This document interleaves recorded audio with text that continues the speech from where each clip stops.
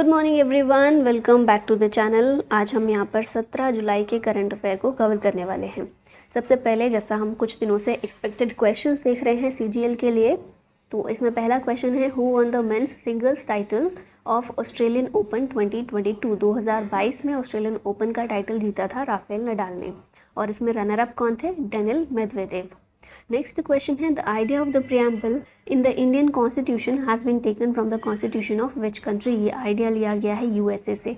और आर्टिकल्स वाला टॉपिक बहुत अच्छे से करके जाइएगा क्योंकि आर्टिकल्स पूछे जा रहे हैं, और वैसे भी ये हमेशा ही पूछे जाते हैं, इंपॉर्टेंट टॉपिक है और हमने कवर भी कर लिया है चैनल पर, तो अगर आपको रिविजन करना है तो वहाँ से कर सकते हैं। नेक्स्ट क्वेश्चन है डॉक्ट्रिन ऑफ लैप्स, ये किसके द्वारा इंट्रोड्यूस की गई थी? तो डलहौजी होगा इसका आंसर। डलहौजी का टाइम पीरियड अगर हम देखें तो 1848 से 56 तक ये भारत में था गवर्नर जनरल के तौर पर। ठीक है, अब आते हैं अपने आज के क्वेश्चन पर। तो पहला क्वेश्चन है when is international criminal justice celebrated every year. इसका आंसर होगा 17 जुलाई। आज ही का दिन इंटरनेशनल क्रिमिनल जस्टिस सेलिब्रेट किया जाता है। ठीक है, अभी यहाँ पर देखें तो किसके द्वारा ऑब्जर्व किया जाता है दिन? इंटरनेशनल क्रिमिनल कोर्ट के द्वारा। और ये जो है इंटरनेशनल क्रिमिनल कोर्ट आईसीसी, इसकी स्थापना को, इसके एस्टेब्लिशमेंट को ही ये दिन जो है कमेमोरेट करता है, क्योंकि इसकी स्थापना हुई थी रोम स्टैट्यूट के ज़रिए ऑन 17 जुलाई 1998 में। आईसीसी का हेडक्वार्टर कहाँ पर है? द हेग, नीदरलैंड्स में है। यहाँ पर जुलाई के डेज रिवाइज कर लेते हैं। 1 जुलाई को होता है नेशनल डॉक्टर्स डे और जीएसटी डे। जुलाई 4 को यूएसए का इंडिपेंडेंस डे होता है। 11 जुलाई को वर्ल्ड पॉपुलेशन डे। फिर थीम इसकी थी unleashing the power of gender equality. 12 जुलाई को होता है इंटरनेशनल मलाला डे। 14 जुलाई को बेस्टाइल डे, फ्रांस का नेशनल डे है। 15 जुलाई को होता है वर्ल्ड यूथ स्किल्स डे, और इसकी थीम थी skilling teachers, trainers and youth for a transformative future. Next question है which states Authoor betel leaves have got GI certificate. कुछ समय पहले हमने देखा था, लास्ट ईयर और last to last year, Tirur betel leaf Kerala की थी जिसको जीआई टैग मिला था। अभी रिसेंटली ऑथूर बीटल लीफ कहाँ की है? तमिलनाडु की है। ठीक है, ऑप्शन नंबर सी करेक्ट है। Tamil Nadu state agriculture marketing board and NABARD Madurai agri business incubation forum, इन्होंने जोग्राफिकल इंडिकेशन सर्टिफिकेट दिया है, जीआई टैग नहीं, सर्टिफिकेट मिला है to the Authoor betel leaves from Thoothukudi district और इन तमिलनाडु। ठीक है, तो ये याद रखना है, ये जीआई सर्टिफिकेट मिला है इसको। यहाँ पर तमिलनाडु के कुछ फैक्ट देखें तो सीएम है एमके स्टालिन, गवर्नर है R N. Ravi. 44th chess olympiad कहाँ पर? चेन्नई में हुई। फिर नेक्स्ट है मुथामिज सेल्वी, पहले तमिलनाडु की महिला हैं to scale Mount Everest. Natasha Periya Nayagam, 14th year old girl from Chennai, इन्हें हाईएस्ट स्कोर मिला है in the list of the world's brightest students. National park Tamil Nadu में है Mudumalai, Guindy national park, Anamalai tiger reserve, gulf of Mannar marine national park और Mukurthi national park. Nilgiri biosphere reserve पहला biosphere reserve है India का, जो कि 1968 में स्टैब्लिश हुआ था। और कुछ इंपॉर्टेंट टेम्पल्स हैं तमिलनाडु में, मीनाक्षी टेम्पल, रामेश्वरम, बृहदेश्वर और नटराज टेम्पल।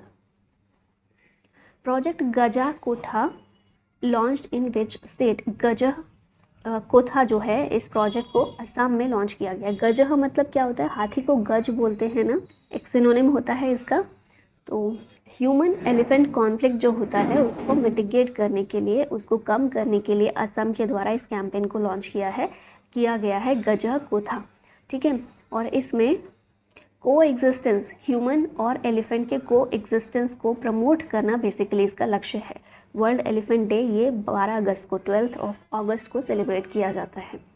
ठीक है, नेक्स्ट क्वेश्चन है which organisation has launched the export preparedness index 2022। आप यहाँ पिक्चर में भी देख रहे हैं, नीति आयोग के द्वारा एक्सपोर्ट प्रिपेयर्डनेस इंडेक्स को लॉन्च किया गया है। कौन सा एडिशन है? 3rd एडिशन है। और बेसिकली इंडिया के जितने भी स्टेट्स और यूटीज़ हैं उनमें एक्सपोर्ट परफॉर्मेंस को ये असेस करता है कि एक्सपोर्ट किस तरह का रहा है और कौन से स्टेट की कैसी परफॉर्मेंस है एक्सपोर्ट के मामले में। ठीक है, यहाँ पर हम नीति आयोग की बात कर लेते हैं। फुल फॉर्म है इसकी national institution for transforming India. Planning commission को रिप्लेस करके इसको बनाया गया था। कब बनाया गया था? जनवरी 1, 2015 में। और इसका जो अप्रोच है बॉटम अप अप्रोच है। जो प्लानिंग कमीशन पहले था टॉप टू डाउन अप्रोच उसका हुआ करता था। इसका बॉटम अप अप्रोच है, मतलब कि नीचे वाले लेवल को साथ में लेकर चलना या वहाँ से शुरुआत करना, ठीक है, लो लेवल से शुरुआत करना, ना कि ऊपर जो हाई कमान होता है या फिर टॉप जो ऑफिसर्स होते हैं उनको पहले लेकर चलना। प्लानिंग कमीशन का वही हुआ करता था, टॉप टू डाउन। इसका है बॉटम अप अप्रोच और इसका मेन जो विजन है मैक्सिमम गवर्नेंस मिनिमम गवर्नमेंट, ठीक है। और कोऑपरेटिव फेडरलिज्म को प्रमोट करने के लिए नीति आयोग को बनाया गया प्लानिंग कमीशन को हटाकर। चेयरपर्सन कौन है, तो पीएम होते हैं चेयरपर्सन नीति आयोग के, इस समय नरेंद्र मोदी हैं। वाइस चेयरमैन सुमन बेरी हैं। सीईओ बीवीआर सुब्रमण्यम हैं, ठीक है। फिर नीति आयोग के द्वारा कुछ मेजर इनिशिएटिव लिए गए हैं, जैसे कि SDG India index, composite water management index, Atal innovation mission, aspirational district programme, school education quality index और इंडिया इनोवेशन इंडेक्स, ठीक है। सारे याद रखने हैं, इंपॉर्टेंट है। Who won the women's singles title of Wimbledon Open 2023? इसका आंसर होगा मार्केटा वोंड्रोसोवा, और ये अलग नाम है हर बार से। इगा स्वाइतेक, ऑन्स जैबुअर, नाओमी ओसाका, ये सब तो जीतते रहते हैं ना, और हमें इनके नाम याद हैं, तो ये कुछ नया है इसलिए आपको याद रखना है। पहली बार ही इन्होंने ये मेडल जीता है विंबलडन ओपन 2023 का, ठीक है। चेक रिपब्लिक से ये बिलोंग करती हैं और इन्होंने ओन्स जैबुअर जो कि ट्यूनीशिया की हैं, इनको हराकर ये वाला टाइटल जीता है, ठीक है। यहाँ पर फ्रेंच ओपन 2023 को रिवाइज कर लेते हैं। तो चैंपियन इसमें मेंस सिंगल्स कैटेगरी में देखें तो नोवाक जोकोविच थे कैस्पर रूड को हराकर, और वुमेन सिंगल्स का टाइटल इगा स्वाइतेक ने जीता था कैरोलिना मुशोवा को हराकर, ठीक है। क्ले कोर्ट पर खेला जाता है और 127वां एडिशन था 2023 में। नेक्स्ट क्वेश्चन है, under the Amrit Bharat station scheme how many stations have been identified for development by southern railway? तो आप लोगों को पता है अमृत भारत स्टेशन स्कीम, ये स्कीम हमारे देश में अभी चालू है। अब इस स्कीम के तहत सदर्न रेलवे जो है उसने कुछ स्टेशन को आइडेंटिफाई किया है ताकि उनको डेवलप किया जा सके।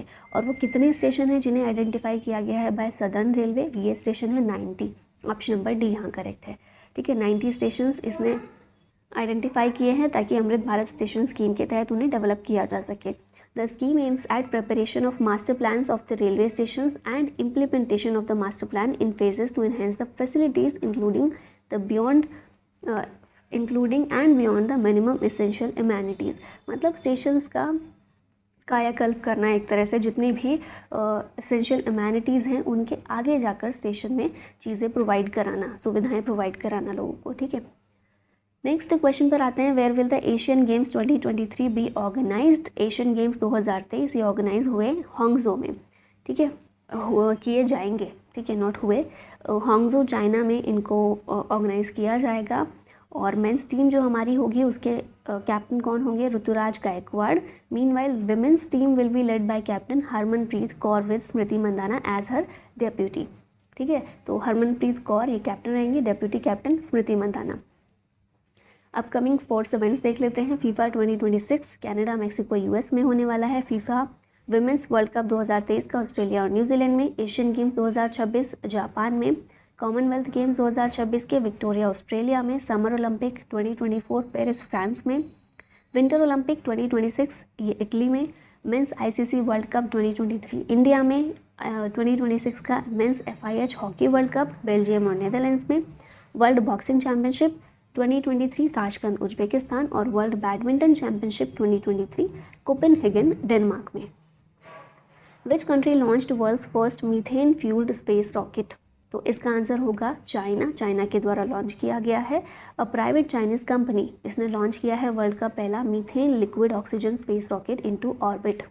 नाम ये है इसका ZuQ-2 कैरियर रॉकेट, इसको लॉन्च किया गया है नॉर्थ वेस्ट चाइना में जिक्वेन सैटेलाइट लॉन्च सेंटर के द्वारा, ठीक है, यहाँ से किया गया है। चाइना की करेंसी युआन है। President Xi Jinping.